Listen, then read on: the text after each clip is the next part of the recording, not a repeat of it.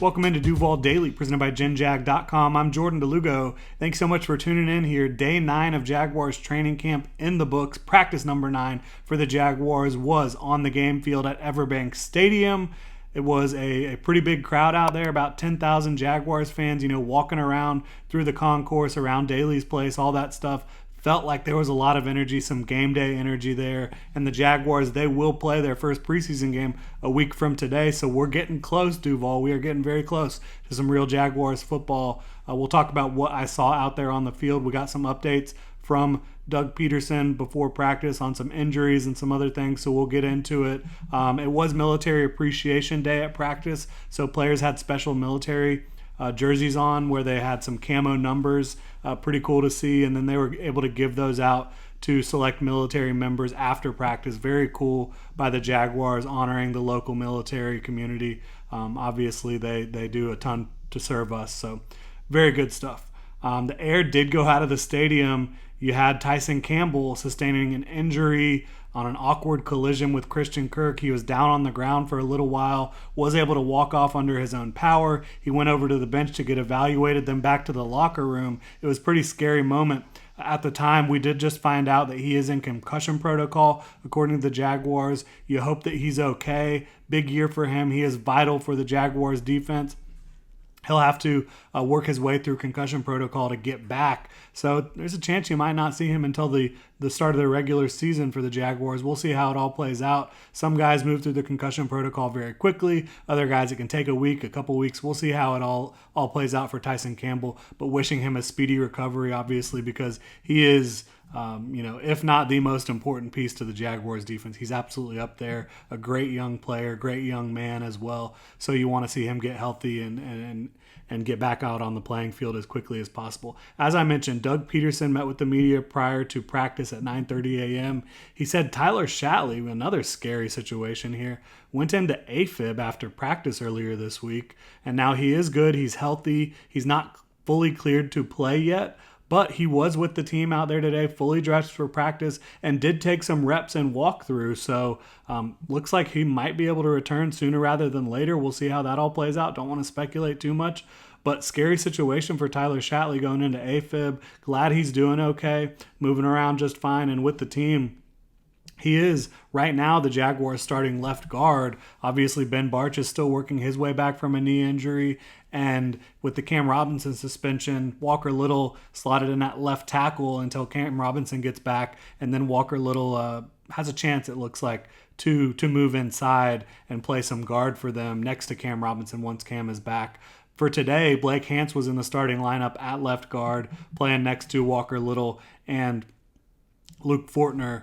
Also got an update on Anton Harrison from Doug, who has the shoulder injury. He did start to get team reps. Doug said that would happen, but I think he was out there for almost all the 11 on 11 work, and he was also doing one-on-ones, OLDL. So I think Anton Harrison's looking like he's pretty good to go with that shoulder injury. Andre Sisco, according to Doug Peterson, very close to 100%, but not fully 100%. But you did see him as well out there in 11 on 11 getting reps with the team. So I think Andre Sisco and Anton Harrison, you can kind of stop worrying about those two injuries for the most part moving forward. Samus Reyes, tight end, behemoth of a tight end.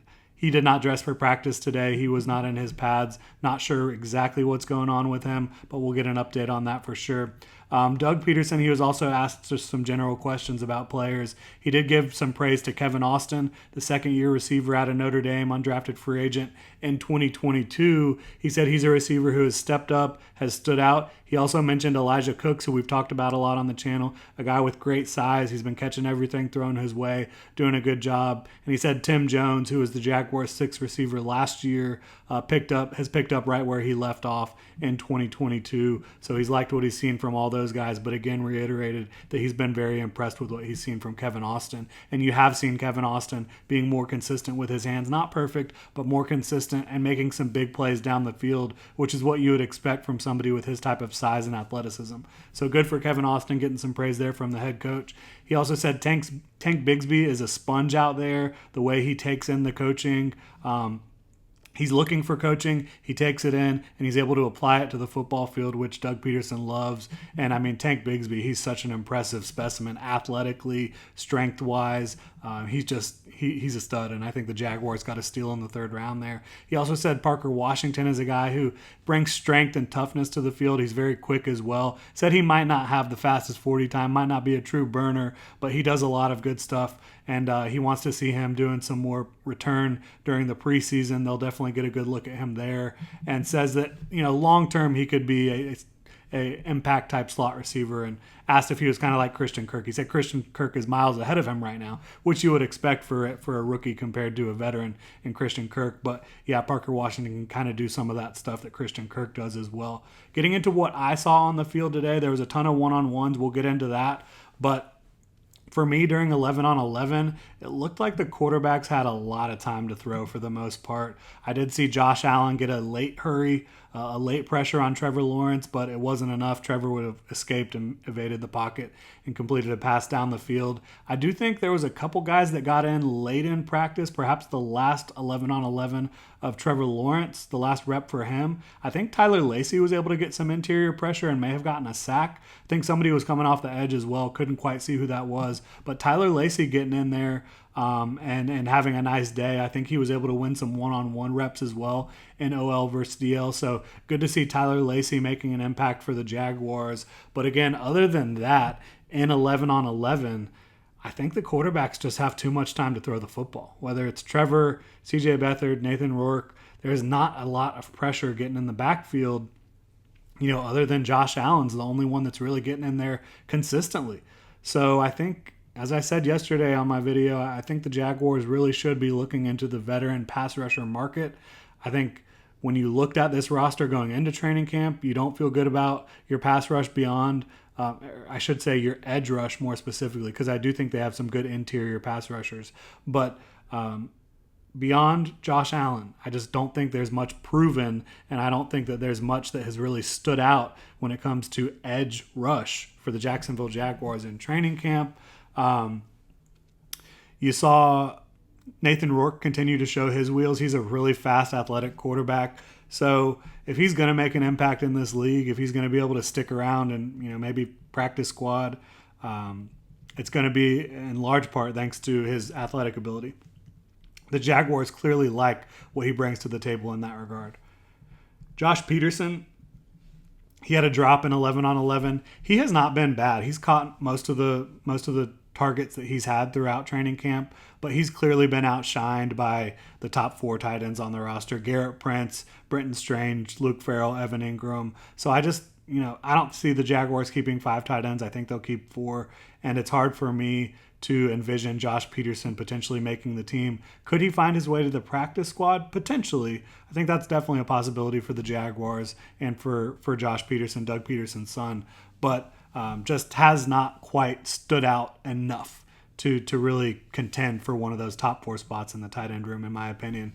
According to Mia O'Brien, I missed this one, but according to Mia, Cooper Hodges, the local kid from Baker County, he did punch Michael Dogba after a play, so not sure exactly what happened there, but a little feistiness going on. I think you've had 2 very minor skirmishes so far in Jaguars training camp, and they've been able to get those under control very quickly, and has not been much of a storyline at all. You see some teams, you've even seen it in Jacksonville in the past, where in training camp tempers flare and guys just get after each other, but you haven't seen that much of that, which I think is a good thing overall. Did see Eric Hallett, the rookie 6th-round pick out of Pitt, near interception off CJ Beathard in the end zone, had a really nice break on the ball in 11 on 11. You love to see that from him. I think he's a guy that's showing that ability to break on the football, to be where he's supposed to be when he's supposed to be there, and get the job done at a high level. So he's going to be contending, I think, for some reps at free safety, potentially, definitely at nickel as well. Parker Washington, a lot of punt return work, as Doug Peterson talked about before practice. Also scored a touchdown in 11 on 11. Good to see that from him. You saw Jaray Jenkins, the rookie out of LSU, undrafted free agent. He was able to score as well. So good day for those guys. Getting into some of what I saw in one-on-ones, Calvin Ridley was absolutely crushing one-on-ones, and it was mostly against Tyson Campbell. They've gone back and forth, really, and iron sharpens iron, as they say. So these are two guys that are playing at an extremely high level. Again, Tyson Campbell did sustain the injury that put him in concussion protocol during this practice. But before that happened, Calvin Ridley was having himself a day one-on-one versus Tyson Campbell. And one-on-ones, it is difficult for corners to win one-on-ones, especially when you've got guys putting on double moves, triple moves, faking outside, faking inside, faking up the field, coming back. It's just really difficult for corners to handle. Calvin Ridley was looking really good. Christian Kirk and Zay Jones both looked good in one-on-ones as well. Oliver Martin was able to beat Buster Brown one-on-one. You saw Zay Jones beat Devad Wilson in the back of an end zone for a touchdown in one-on-one. You saw Hayes had a really good rep versus Austin, was able to force an incompletion. Darius Williams and Zay Jones, they went back and forth a little bit in one-on-ones, and I think they both looked really sharp out there. Parker Washington was able to beat Eric Hallett inside on a slant, which slants one-on-one, that's really difficult to slow down. Jeray Jenkins beat Antonio Johnson outside. Tavon Campbell had a nice pass breakup on a slant against Elijah Cooks. Seth Williams, man, this is a guy that has been really close, not only today, but in multiple practices throughout the week. He's been really, really close to coming down with some amazing grabs, but most of them he's just not been able to quite haul them in. And they're plays that you wouldn't expect guys to make regularly. But Seth Williams has been consistently putting himself in position to get close to making those. I think if he continues to progress and is able to haul in some of those, you could be looking at a guy that could potentially compete for a roster spot down the road in his career, a 53-man roster spot. Maybe not in Jacksonville, but somewhere. Certainly, Seth Williams has some talent for sure out of Auburn, the second-year player. Devad Wilson, he was able to get a pass breakup against Kendrick Pryor one-on-one in the back of the end zone, so good for him there. Some other stuff I saw before we get into what I saw from Trevor.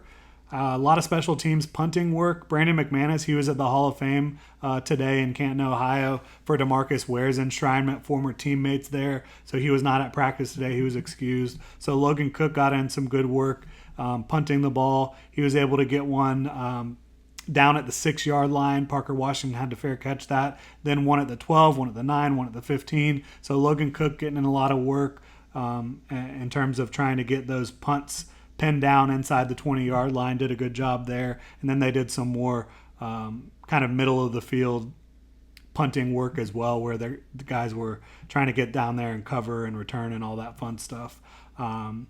And then that's pretty much it for what I saw, other than what I'm going to get into with Trevor Lawrence. There are some more notes if you want to check out my Twitter at Jordan DeLugo. You can go check that out. I talked about pretty much everything I saw on there today, was live tweeting through it. And getting into Trevor Lawrence, I thought it was a great day for Trevor Lawrence in front of, a big crowd of 10,000 plus fans, mostly short to intermediate stuff, but there was a couple shots that he took throughout the practice that went well down the field. One of those was the play, unfortunately, where Tyson Campbell was injured, but 21 of 24 in teamwork, which is 7-on-7 and 11-on-11. That's a really impressive practice. 6 touchdowns in red zone, 0 interceptions, had a rushing touchdown as well. Probably, I think, in a game situation, he's able to squeeze in between a couple defenders there that were pursuing him. He had a head of steam, and I think if that was an in-game situation where you needed 6, he would have definitely been able to get it for you. But just really sharp for Trevor Lawrence, 21 of 24, like I said. You just don't normally see that type of day from a quarterback, especially when you're attempting that many, when you have that much 7-on-7 and 11-on-11. He was very sharp, and a lot of short stuff, which the Jaguars offense, they're going to implement a lot of short game stuff, a lot of quick game stuff. That's part of the West Coast principles that Doug Peterson comes from. They're also going to try to mix in some deep shots. And they're also going to try to make sure the number one rule in this offense is protect the football. And Trevor Lawrence did that today. Did not have any passes that were tipped or close to being intercepted. Was really sharp, on the money, all this short stuff. And then, again, like I said, the few shots down the field. He had a touchdown to Garrett Prince, who I mentioned, has been really impressive. A touchdown to Tank Bigsby. A short touchdown underneath to Jamal Agnew as well. Evan Ingram caught a touchdown from him. Travis Etienne was able to get one. Zay Jones was able to get one. Calvin Ridley was able to get one. So you saw a lot of really good plays from Trevor Lawrence here in this one. A would-be sack by Trey Herndon, obviously not a pass rusher, so you can imagine what type of play that may have been from the defense. But after that one, he was able to complete, because he just kind of continued the play anyways, completed that to Calvin Ridley on an out route. Really sharp. You just love what you saw from Trevor today. I don't think you can say anything else negative about what Trevor Lawrence put on the field today. And it wasn't a grueling practice for him in terms of trying to take a bunch of deep shots. This looked more like a practice that simulated what the Jaguars like to do in games, where I think you've seen some practices where Trevor is just working the deep shots consistently, trying to see what he can do. Working with Zay Jones, Christian Kirk, Calvin Ridley, and those guys getting down the field, and you will have your opportunities to take shots in games, but the Jaguars offense is going to continue to be predicated on a lot of short stuff. That's just kind of the way this works. Schemed looks, schemed open by the play design, by the formation. Doug Peterson does a tremendous job with that type of stuff, and that's not going to go anywhere. I do think you will see more shots from Trevor Lawrence, especially to Calvin Ridley in this offense, but the short game is not going anywhere. It's still going to be present in Jacksonville. There's no doubt about that. So kudos to Trevor, going 21 of 24 in teamwork today. Six touchdowns, 7 if you include a would-be likely rushing touchdown. Really good stuff for him. Want to see more from the pass rush. I really do. I want the Jaguars to bring in another pass rusher to contribute. I think they need it. I think there's some guys out there that fit the bill in free agency, but that'll do it. Again, hopefully Tyson Campbell can get back quickly and regain his health again in the concussion protocol after a nasty hit collision with Christian Kirk on that deep pass from Trevor Lawrence that Kirk was able to haul in. But again, that'll do it. Thank you so much for tuning in. You can hit me up on Twitter at Jordan DeLugo. Follow Generation Jaguar at Generation Jag. Hit the like and subscribe button on YouTube, notification bell so you don't miss a show. And you can also check out genjag.com/shop. Pick up some new Duval gear if you want to support the channel even further. Thank y'all so much.